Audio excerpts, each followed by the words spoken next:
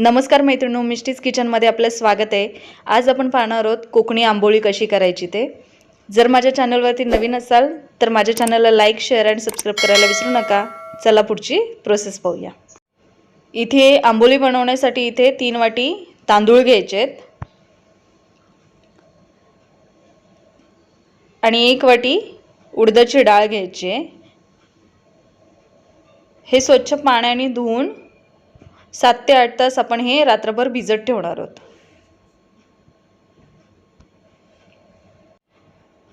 आणि आता आपण हे मिक्सरला बारीक वाटून घेणार आहोत।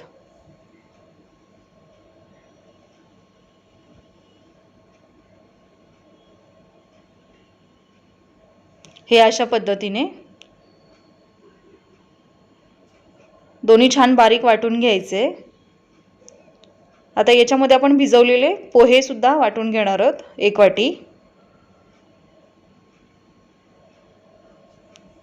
हे सुद्धा बारीक वाटून घ्यायचे मिक्सरला।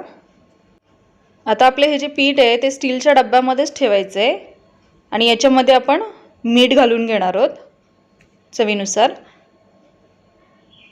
आणि हे पूर्ण असं फेटून घ्यायचे।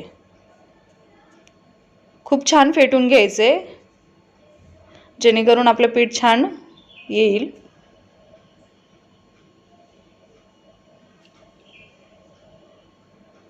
आणि फेटून झालं की आपण लगेचच याला झाकण लावून बंद करून ठेवणार आहोत।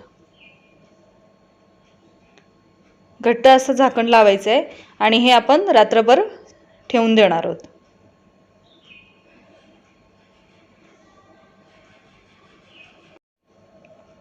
आता आपण पाहूया आपलं पीठ कसं आलंय ते।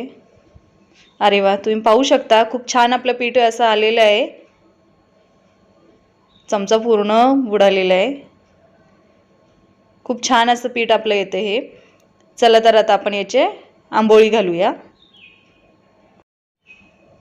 इथे मी पॅन गरम करत ठेवलाय, याच्यामध्ये ऑइल घालून घ्यायचे आणि आपली आंबोळी घालून घ्यायची आहे।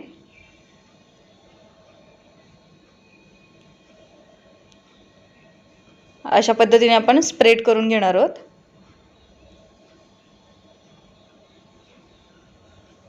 आता तुम्ही पाहू शकता आपल्या आंबोळीला छान अशी जाळी सुटलेली आहे। याच्यावरती लोणी घालून घ्यायचं आहे आणि ही दोन्ही साइडने छान भाजून घ्यायचे। तुम्ही पाहू शकता खूप छान। आता हे तुम्ही पाहू शकता आपल्या आंबोळी अशी तयार झालेली आहेत। मस्त अशी हिरव्या चटणी सोबत तुम्ही खाऊ शकता। खूप छान लागतात। ही रेसिपी तुम्ही नक्की ट्राय करा। जर माझे व्हिडिओ तुम्हाला आवडत असतील तर माझ्या चॅनलला लाईक, शेअर आणि सबस्क्राइब करायला विसरू नका। Thank you.